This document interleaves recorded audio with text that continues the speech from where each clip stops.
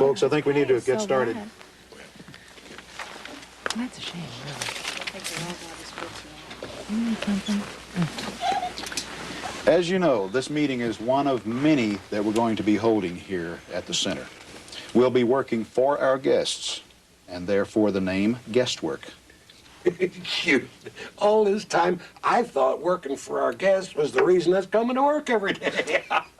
Excellent, Bill. You've put your finger on an important point. The mere fact of our presence on the premises doesn't necessarily make for good guest relations. But you're way ahead of me. The purpose of this meeting is to develop a guest work guide written by you. You, after all, are the ones who come in daily contact with our guests. And to be perfectly blunt about it, you stand to lose as much as anybody else if they're not made to feel warm and welcome. Make no mistake about it, guest work is crucial. If our guests aren't happy here, they can and will go somewhere else. Simply stated, the very survival of this healthcare center is at stake, and so is the existence of our jobs. To get back to the point I believe Bill was trying to make a while ago, being on the job every day simply isn't enough.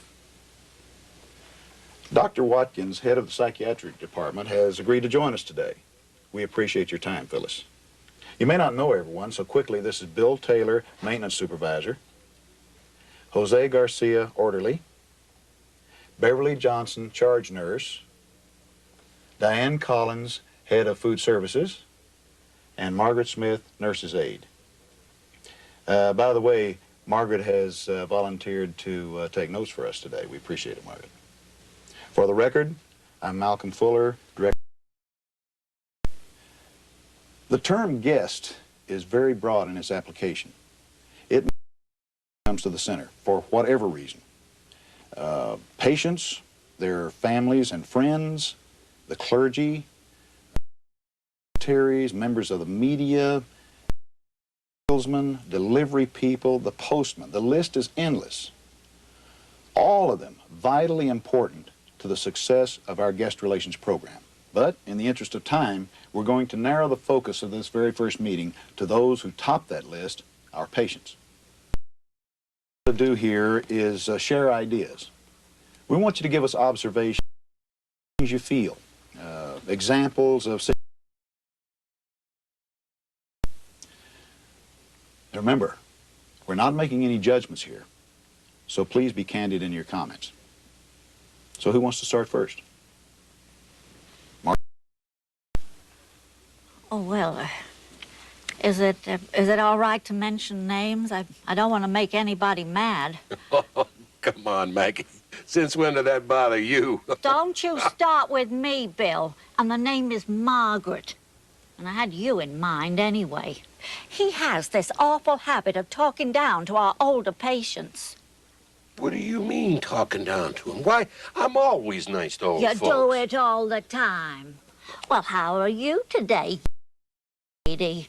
A woman old enough to be your grandmother. I think it's demeaning. I think it's an insult to a person's dignity. You're just miffed. That's a good start. Margaret, you just brought up an important guest relations point. Make it number one on your list. Dignity. Patients have the right to dignity. You're a fine one to talk. You walked in on that. He got mad. Blame him. At least I knock before I go barging in. I did knock. I always knock. Sure you do. Tap, tap, and then you shove the door in. Well, there's no such thing as privacy on her shift. Hey, we've all made mistakes, folks. That's one reason for these meetings. Bill, you just made a point for guest relations. Privacy. Make that number 2, Margaret. Patients have the right to privacy. Who's next? Come on, guys, loosen up. Margaret and Bill aren't the only ones in this meeting. I suppose one of the most devastating things we can do to patients is ignore them. Oh, yeah, there's nothing worse than not speaking to people. That's true, Jose, but I had more subtle ways in mind. Like a clerk patient the other day. The woman was elderly, and I noticed the clerk addressed all the questions to the daughter, even though the woman was capable of answering them herself. Speaking of the elderly, He sees gray hair and automatically raises his voice 10 octaves. Everybody old isn't deaf. Some of them can hear a basement. At least I don't call them by their first name. You should have seen old Miss DuPont the other day freeze over when Maggie called her Lydia. For heaven's sake. With the bickering, we're wasting time. On the contrary, Di, we've already developed some solid categories. Bev, you just nailed number 3, communication, essential for good guest relations. Dignity, privacy, communication. Shall we settle for those as our main categories? Well, we can't go without caring and compassion, Malcolm. Without those, we don't have a guest relations program. Perfect. We'll add caring and compassion. Now, Margaret, let's see. We'll combine privacy and dignity since they tend to overlap so often. Communication will be our second heading, then caring and compassion. So, we have the main outline for our guest work guide. Let's begin to expand on it by developing number 1, privacy and dignity. We've already talked about 2 points. Remember what they were? Knock before you barge in. Right. Of course, we all know knocking isn't always possible, but for this purpose, let's say knock before entering patient area. We also touched on talking down to patients and calling them by their given names. How about wording that, avoid patronizing attitudes? These are all excellent points. Somebody give me another one that affects patients' dignity or privacy. What about negative nicknames that describe patients' physical conditions? Want to give me an example? Okay.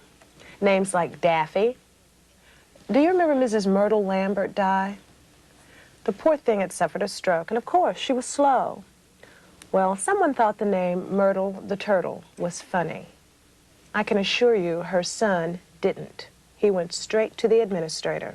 Oh, do I ever remember. I was the one who got called on the carpet. It was my food service aides.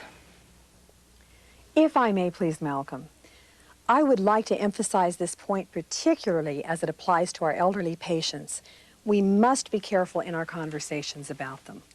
Why the old more than anybody else? Because they're so much more vulnerable, Jose, especially in issues of competency.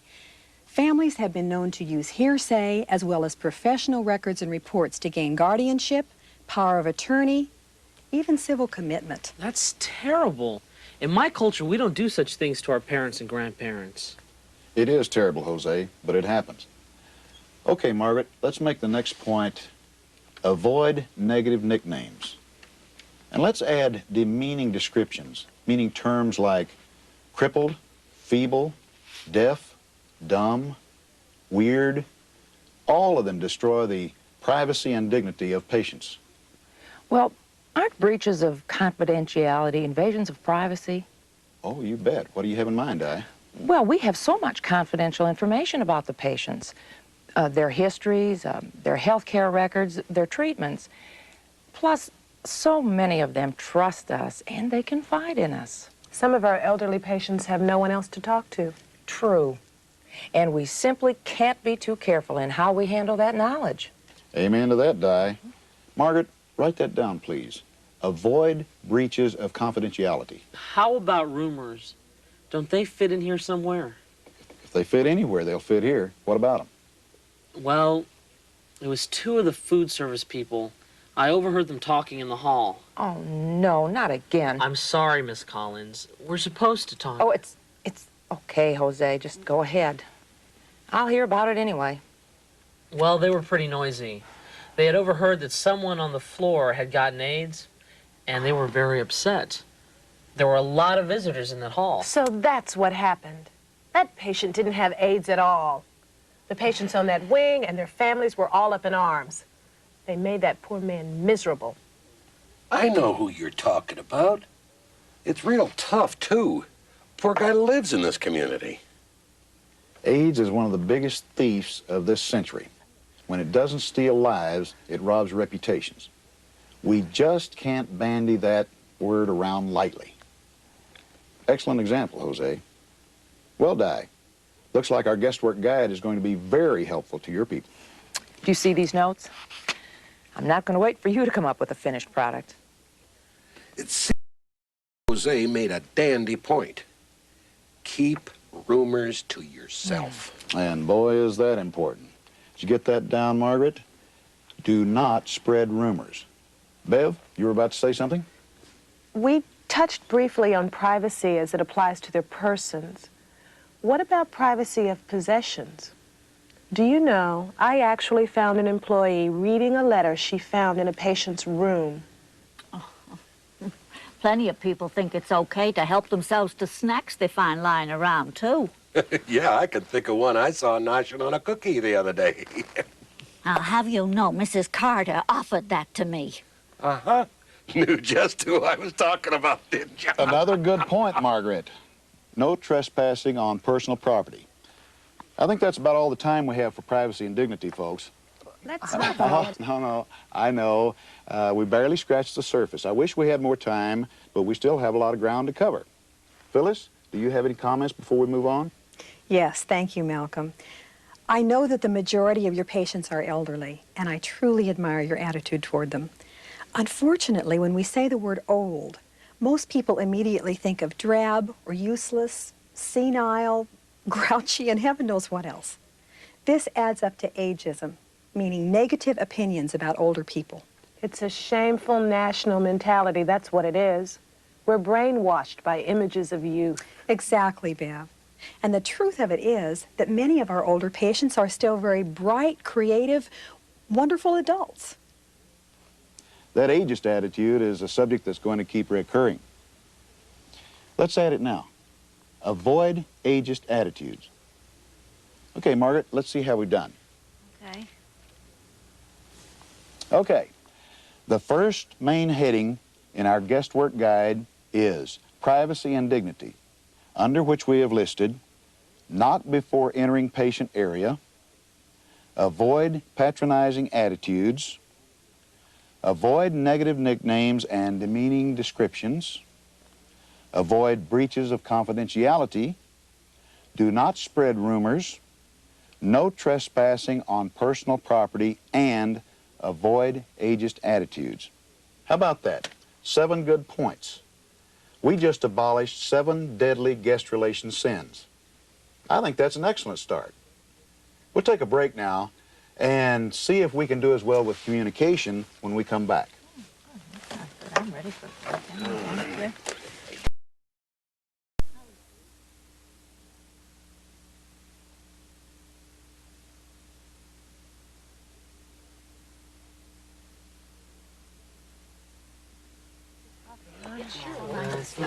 Needed that break. I really did. It's good for me, too. Come on. I like a break. Come back and feel better. Everybody here? Okay.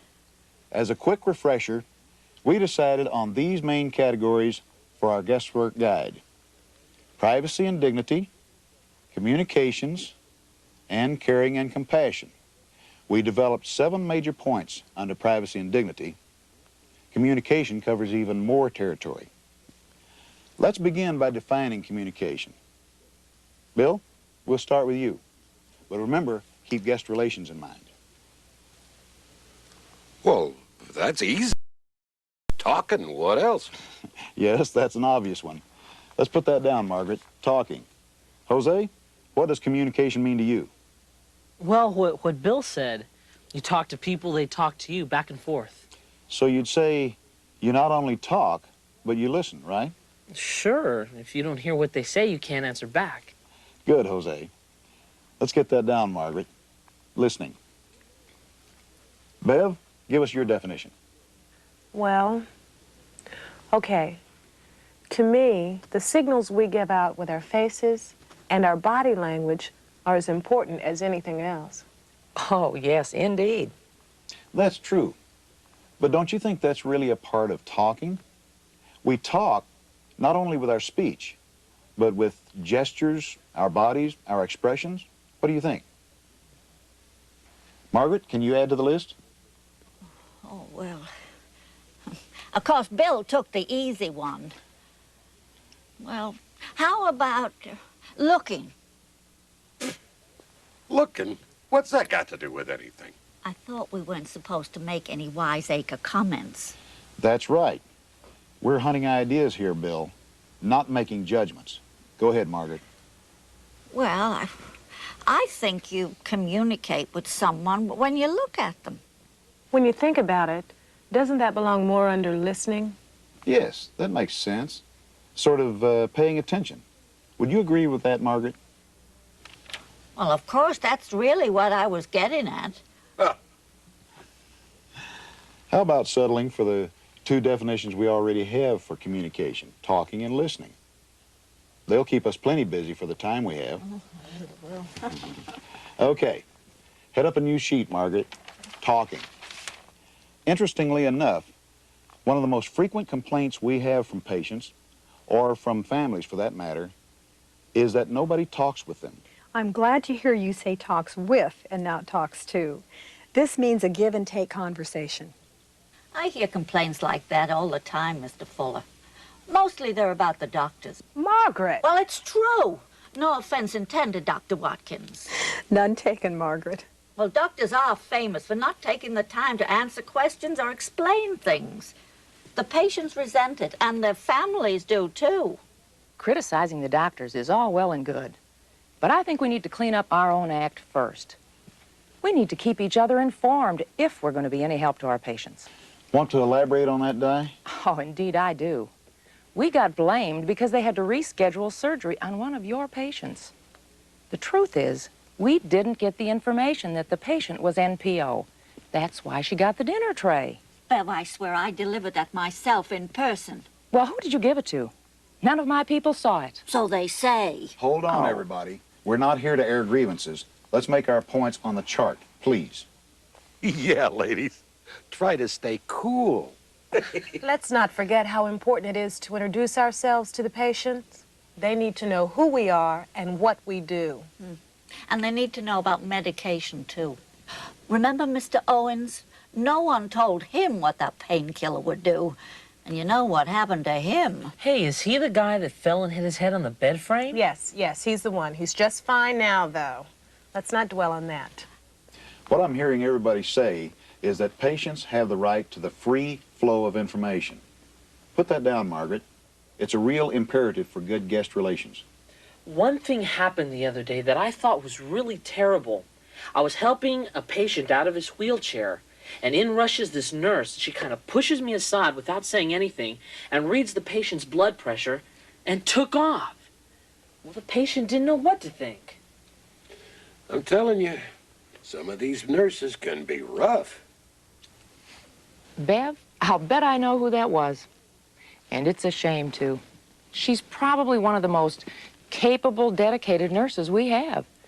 But guest relations is not her long suit. Sometimes dedication can get in the way. That's a fact. We get so single-minded that it simply does away with the good supportive attitudes we're supposed to have toward our patients. Excellent. That sums up what you've all been saying. Real talking includes good supportive attitudes. Another good point, Margaret. Anybody else before we leave talking? Let's language. Jose, example here. Yeah? No matter how many times he treks back and forth, his entire posture is cheerful and energetic when he goes for patients. And I know you're tired sometimes. Well, I look at it this way. I'm better off than the patients. Now that's a wonderful piece of wisdom. Think about it. We're better off than the patients. See what I mean, Malcolm? I wish I had a nickel for every time I see staff and employees shuffle into a patient's room wearing long faces. Well, I've slapped a smile on my face more than once when my feet were killing me. Yeah, Maggie, I gotta say, you are cheerful around the patients. Why, Bill, thanks. Well, wasn't true, I wouldn't say it. We seem to agree that body language, the way we carry ourselves, our smiles and cheerfulness, our gestures, send out instant messages about how we feel. But we need a short phrase to sum it up. Anybody? How about encouraging, uplifting behavior. That's good. Next point, encouraging, uplifting behavior. Time for one more example before we go on to listening. Phyllis, we haven't heard much from you on this subject. All right. This is a point that should fall under free flow of information.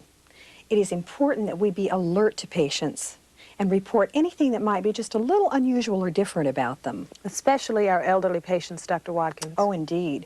They are so much more sensitive to medications, becoming disoriented and confused, and they tend to spill things more easily.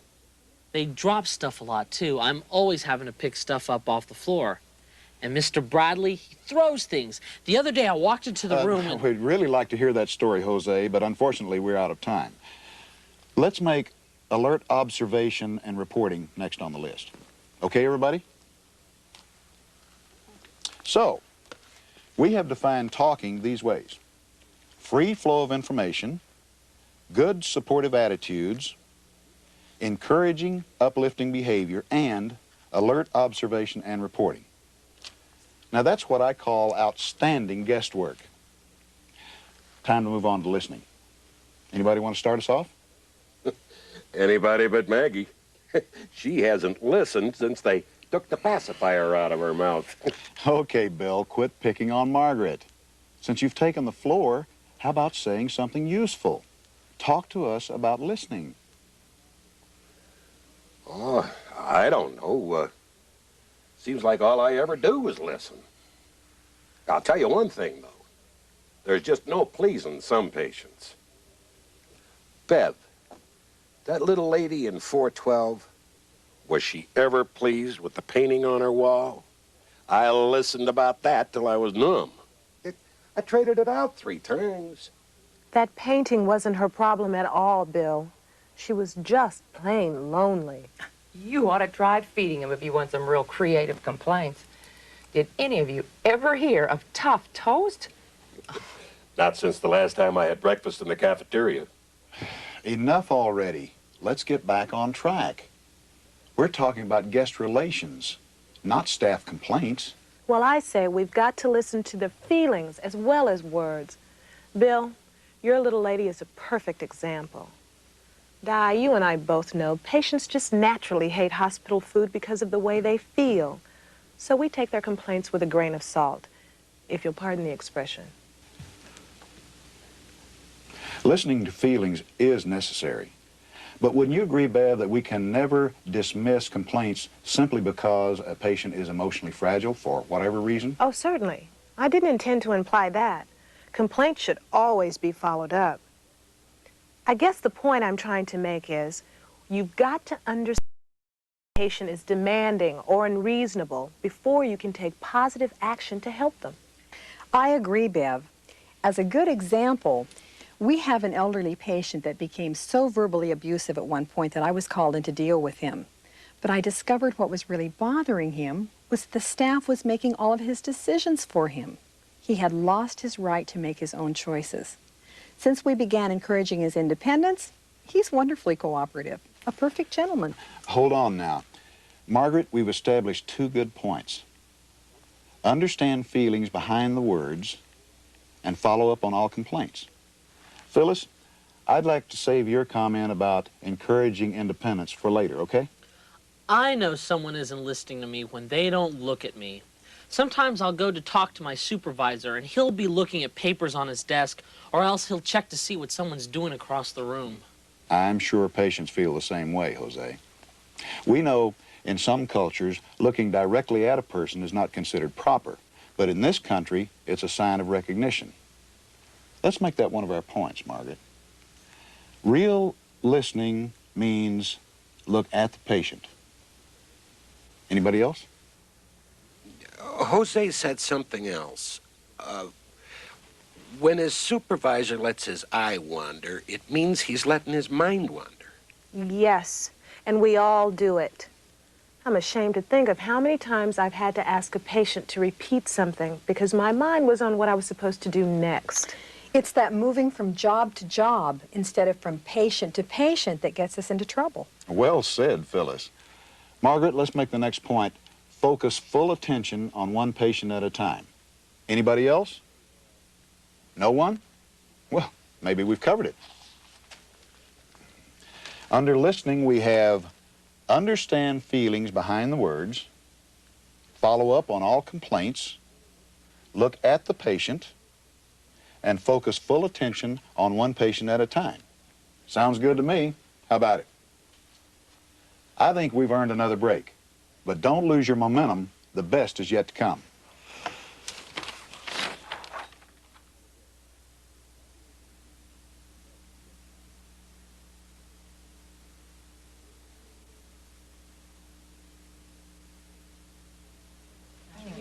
Me too. You're energetic, charismatic. All right, everybody. We're moving down the home stretch, and I told you the best was yet to come. We've worked through privacy and dignity and communication. But as Di said, what would a guest relations guide be without caring and compassion? Oh, that's our next heading, huh? Yes. I think we've all exhibited the fact that we do care.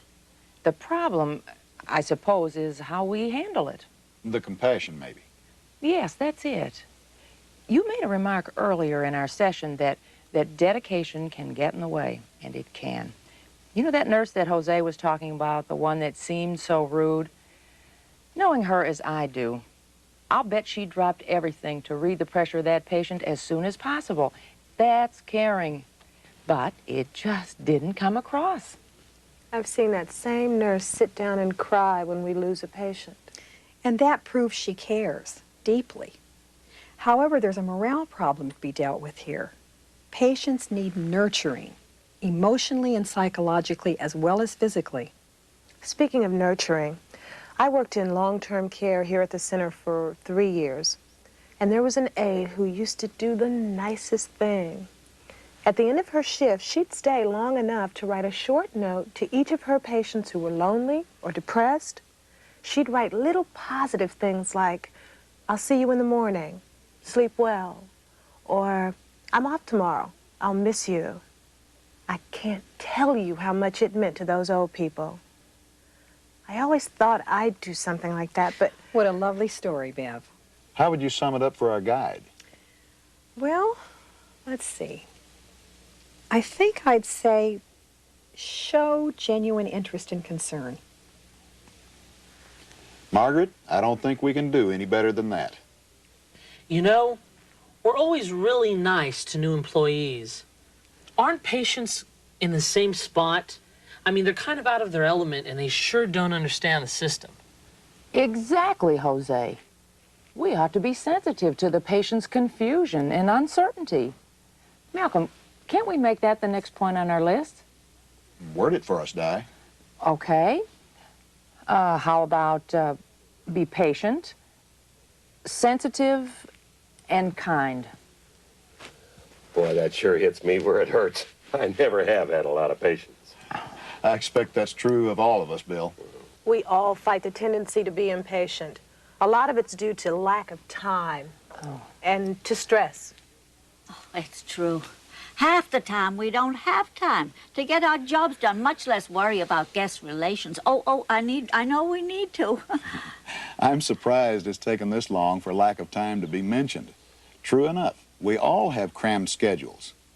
But the hard fact remains, we've got to take the time, do whatever's necessary to create an environment of positive support and goodwill for the patients. They got the time. All they gotta do is get their priorities reshuffled. As you said, Di, be patient, sensitive, and kind. We'll make that our next point, under caring and compassion. Now, Phyllis, I asked permission to include the point you gave us a while ago under this category. Anybody remember what it was? Sure. She was talking about the old gentleman who wasn't allowed to make his own decisions. Right. It is so very important that all of our patients, especially our elderly, be involved in their own care and decisions about their own care for as long as possible. Long-term care is great training for that. When you learn what those patients can and cannot do and encourage the can, they're much better off mentally and physically. I do that all the time with Mr. Jameson. He's got awful bad arthritis, and it's hard for him. But I wait for him to get himself in and out of his wheelchair, stuff like that. I hate to do it, though, because I don't like to see him suffer. I could do it for him in half the time. That's where we get the term tough love, Jose. You're helping him more than you know. So, we're going to make the next point, encourage independence and self-reliance. Okay, everybody?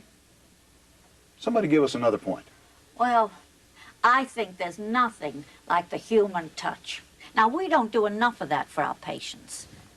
It's something everybody needs once in a while, you know, like a pat or a squeeze of the hand. Simple things that show that we feel, even if we don't say anything. I'm sorry I didn't think of it first, Margaret. We're so quick to cuddle pets, small children. Somewhere we've forgotten that a hug means a lot to a grown-up. Well, now, wouldn't I look great? Go around hugging patients while they haul me off to the funny farm. I think you know what they mean, Bill. The kind of touching that gives reassurance and comfort when they need it the most. Yeah, Bill, you sound rough, but I saw you put your arm around Mr. Howell's shoulders the other day, trying to cheer him up. Well, Margaret, you worded it just right. Let's make remember the human touch next on our list. Anybody else on caring and compassion? well, what says it all in my book is just plain old-fashioned courtesy. Be as polite to patients as you would to, well, visitors in your own home. You might try a little of that with the people you work with. You get what you ask for, Maggie. Treat me right, I'll do the same for you. Look, I don't want to get in the middle of that, but Margaret has a point. If the employees were more considerate and courteous to each other, everything would just flow smoother, and the patients would just naturally benefit. Besides, just being polite isn't even what we're talking about. I've seen people be ugly polite. Got an example, Margaret? Well, that porter on the night shift. One of your crew, I might add. Little Miss Marlowe asked him if he would wait to scrub the halls till she was in her room. She's on a walker. Well, he yes ma'am'd her all over the place. Now, that's polite. But you could tell he was mad as hops at being interrupted. Now, that's ugly. Cold politeness is an intimidating way to show disapproval. Take Dr. Lawrence. He's a master at it. Nurse Johnson, we appreciate your concern, but... You might say true courtesy comes from the heart. That's what I mean. And you can always tell the difference. Courtesy is such an all-encompassing word, Malcolm. It means everything we've been talking about here, really. Respect, gentleness, patience, acceptance. Yes. I personally don't know how we could end on a classier note. Use plain, old-fashioned courtesy. Good point, Bill. One we could discuss forever, but doggone it, we're out of time. Let's see how we've developed caring and compassion. Show genuine interest and concern. Be patient, sensitive, and kind. Encourage independence and self-reliance. Remember the human touch, and use plain, old-fashioned courtesy. Well, I'm impressed. Phyllis, wouldn't you agree that this group has done a terrific job for the guest work program? Well, I have to admit, I did not know what to expect. But I can tell you I am completely delighted. And if the other groups do as well as this one has, our guest work guide is going to be something really special. There's an added plus here, too. I think we've learned a lot from this meeting about ourselves and about what our jobs as caregivers mean. I know I have. As we adjourn, I want to thank you, each of you, for your time and for your thoughtful contributions. In the days to come, I hope you'll keep our discussions here foremost in your minds. I think we've proved that guest work, with all of its implications for quality health care, is the real key to our futures. Thank you very much. I'm sure glad that you could make it. Well, that's fine.